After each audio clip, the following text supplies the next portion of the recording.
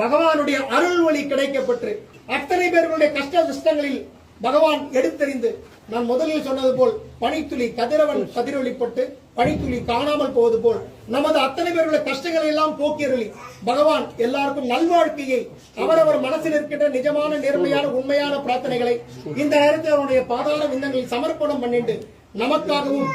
இங்க வரணும்னு நினைச்சு வர முடியாம சாமிகளுக்காகவும் உடல்நிலை சரியில்லாத அத்தனை சாமிமார்களுக்கும் கல்யாணமாகாத வரன்களுக்கும் கல்யாணமாகாத வதுகைகளுக்கும் வேலை கிடைக்காம இருக்கின்ற அந்த சுவாமிகளுக்கும் வேலை கிடைச்சி ப்ரமோஷன் கிடைக்கல உத்தியோகத்தில் நமக்கு சம்பளம் கிடைக்கல அந்த சுவாமிகளுக்கும்